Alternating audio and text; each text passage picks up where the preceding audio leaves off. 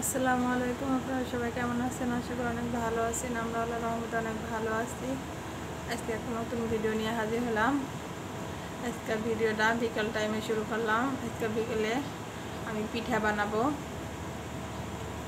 তার জন্য এই যে আমি একটু দুধ দিয়ে একটু পানি দিয়ে ময়দা দিয়ে আটা গুলিয়ে নিব। পানিটা বলক উঠেছে, এখন আমি আটা দিব, দিয়ে একটা কায়ের মতো তৈরি করে নেব। আমি পিঠাটা দুধের মধ্যে ভিজাবো। দুধ পিঠা বলতে পারেন, দুধ পুলি পিঠা বলতে, পুলি না, আমি ডিজাইন করে পিঠা বানাবো। কিভাবে বানাবো অবশ্যই দেখতে থাকেন, আশা করি অনেক ভালো লাগবে। খুব সহজভাবে আমি পিঠাটা তৈরি করে দেখিয়ে দেব, দেখতে থাকেন। এখন ময়দা দিয়ে আমি এটা বানিয়ে নিব। এই যে ময়দা দিয়ে আমার আটা গোলা হয়ে গেছে। এখন ঢাকনা দিয়ে রেখে দিব কিছুক্ষণের জন্য। হালকা আছে, ভালোভাবে সিদ্ধ হলে তারপরে নামিয়ে নিব। আটাগুলো হয়ে গেছে। এখন এই যে দুধ জাল দেব। তার জন্য দুধের মধ্যে দিয়েছি একটা চলা, একটা এলাচ আর আপনার তেজপাতা। মিষ্টির মধ্যে যা যা দিতে হয় আমি সবই দিয়েছি। এই যে এলাচ দিয়েছি, দিয়েছি, চিনিও দিয়েছি। এই যে চিনিটা এখনও গলে নাই। এখন ভালো করে আমি দুধটা অনেক গাঢ় করে নিব।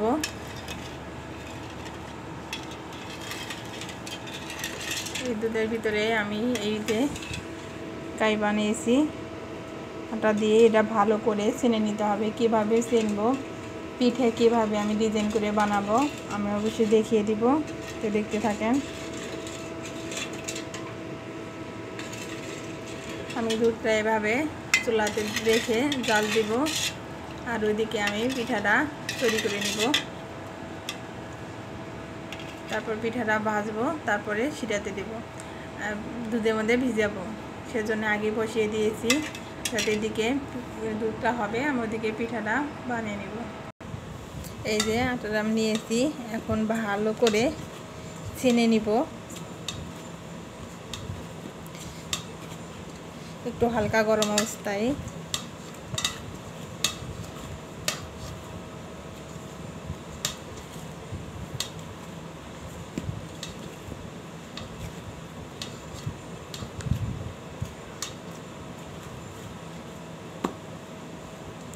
এইভাবে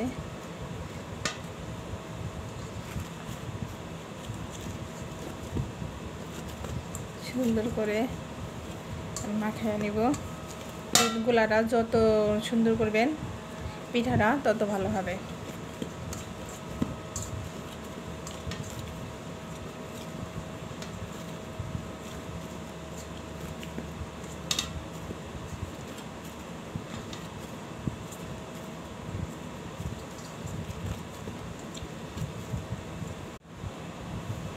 এই যে আমার ছানা হয়েছে, একটু ঠান্ডা করে নিব। নেওয়ার পরে এই যে দেখতে পাচ্ছেন ডিম, আমি একটা ডিম ভেঙে দিব, দিয়ে ফের আরও ভালো করে মেখে নিব। একটু গরম আছে, গরম অবস্থায় কখনো ডিম দিবেন না। যখন গোলাটা একবারে দেখবেন হাতে ঠান্ডা হয়ে যাবে, তখন এই ডিমটা দিয়ে নিতে হবে। তো দেখতে থাকেন। আমার এটা একবারে ঠান্ডা হয়ে গেছে। এখন এই যে ডিম বাড়িতে একটু গুলে নিয়েছি, অল্প করে দিব, বেশি দিব না, অল্প করে দিব আর মাখাবো।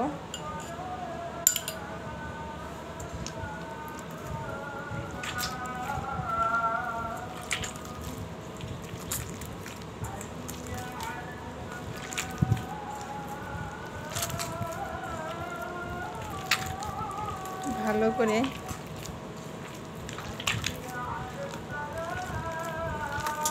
মাখিয়ে নেবে। আপনারা সম্পূর্ণ ডিম দেওয়া যাবে না, কারণ অল্প করে দিবেন, মাখাতে হবে। কারণ কতটুকু লাগবে বোঝা যায় না, দিবেন আর মাখাবেন, তাহলে বুঝতে পারবেন।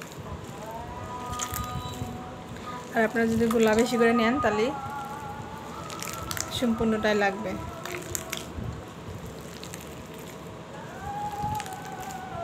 এটা মাখাতে মাখাতে আঠালো হয়ে যাবে।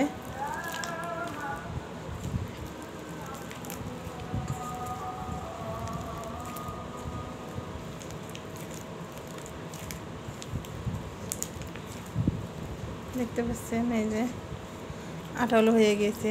এই যে আমি আর একটু সম্পূর্ণটাই দিয়ে দেব। এখন ভালো করে মাখিয়ে নিব, আগে যেরকম মাখিয়েছি সেই একইভাবে এটাও ভালো করে মাখিয়ে নিব।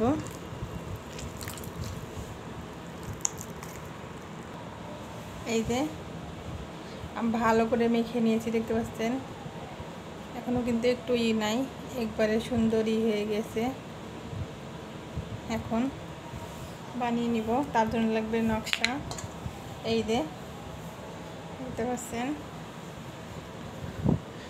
কিন্তু এই নকশাগুলো কিন্তু হাতে বানানো, মাটির পুড়িয়ে হাতে বানায় নকশা করে পুড়িয়ে তারপর বানানো হয়েছে। বানাতে তেল দিয়ে করা হয়েছে। এখন বানাতে বানাতে হয়ে যায়, কালো কিছু হয়েছে। এখন এর ভিতরে তেল দিয়ে নিতে হবে ভালো করে নকশার ভিতরে।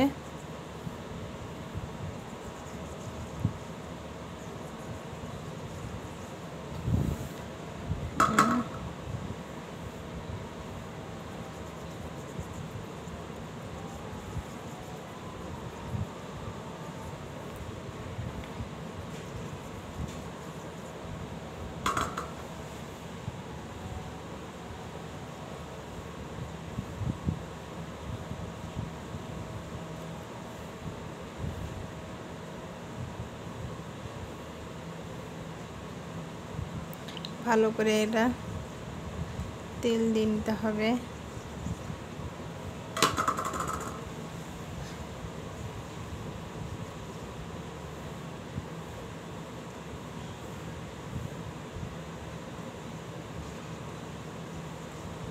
তেল দেওয়া হয়েছে, এখন আমি একটা বানিয়ে দেখিয়ে দেব। এই যে অল্প করে, বড় করে বানাতে পারবেন, ছোট করে বানাতে পারবেন, আমি অল্প করে নিয়েছি। এরকম প্রথমে আগে হাতে করে নেবেন। আপনারা ফিরাতেও করতে পারেন, আমরা যে রুটি বেলি সেই ফিরাতে এভাবেই করবেন, যাতে কোনো দাগ কোনো কিছু না হয়, একবারে সুন্দর সফট। আপনাদের মাখা যদি ভালো হয় তাহলে ভালো হবেন। দেখতে পাচ্ছেন কোনো জায়গায় থাকলে পিঠাটা চাপ দিলে হয়ে যায়। বুঝছেন, এখন দুটা সাহায্যে চাপ দিয়ে পিঠাটা বানিয়ে নিব। এই যে তেল দেওয়ার কারণে ইজি উঠে গেল। এই যে আমি আর একটা বানিয়ে দেখিয়ে দেব। এটা একটু দিগলে সাইজের বানাতে হবে।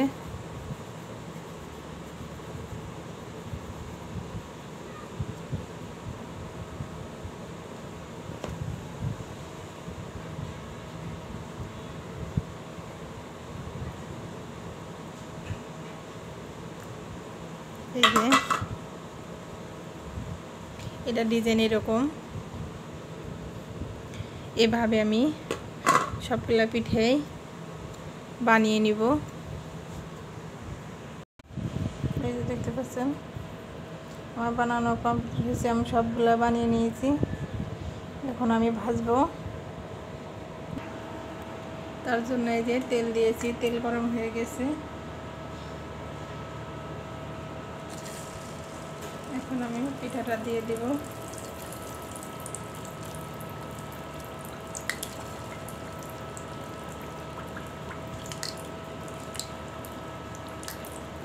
এই যে পিঠাটা দিয়েছি, ভেজে নিব।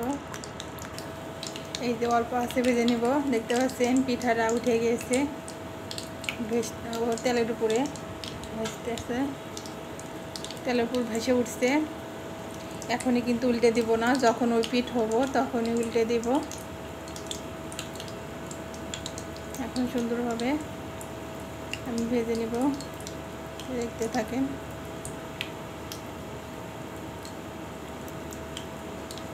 এখনই যদি আমি উল্টে দিই তাহলেই হয়ে যাবে।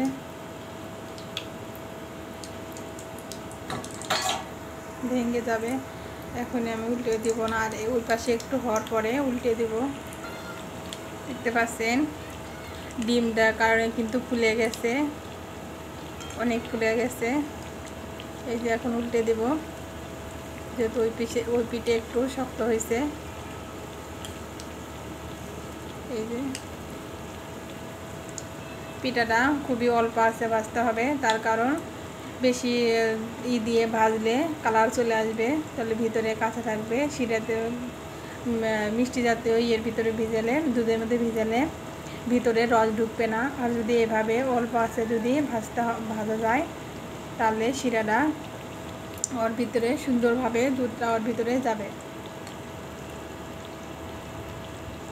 আমি এভাবেই ভেজে নিব। দেখতে পাচ্ছেন কত সুন্দর হয়েছে। আমার পিঠাটা কিন্তু একটুও ফাটে নাই, আমি বানাইছি তাও ফাটে নাই। এই যে যদি গুলাটা যদি ভালোভাবে মেখে নেওয়া যায় তাহলে কখনো পিঠাটা ফাটে না। এই যে দেখতে পাচ্ছেন আমার একটা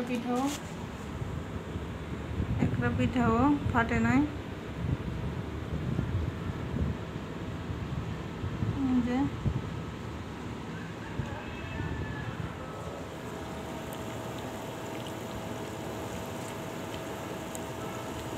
দেখতে পাচ্ছেন কত সুন্দর ফুলছে।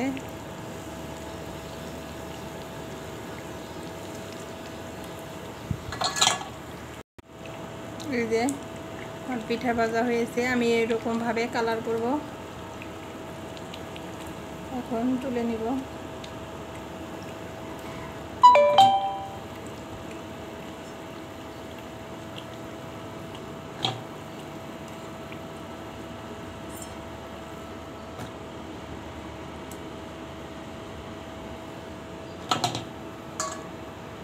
তুলে নিয়েছি,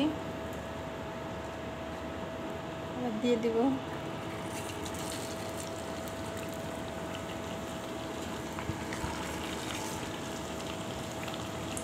এটা দুটাই দিব, এভাবেই এই যে ভেজে নিয়েছি, এভাবেই করে সবগুলাই ভেজে নিব। দেখতে থাকে। এই যে পিঠা ভাজা আমার কমপ্লিট হয়েছে। এখন আমি এই যে দুধ জাল দিয়ে দিয়েছিলাম, সেই দুধটা এর ভিতরে দিয়ে দেব।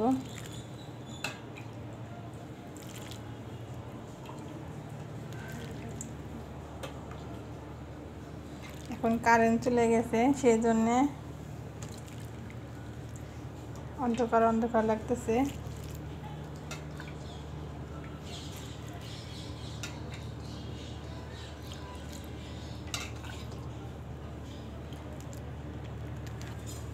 এমন করে দুধ দিতে হবে যাতে সবগুলো পিঠায় ভেজে, এবং ভেজার পরে কিন্তু দুধটা কমে আসবে।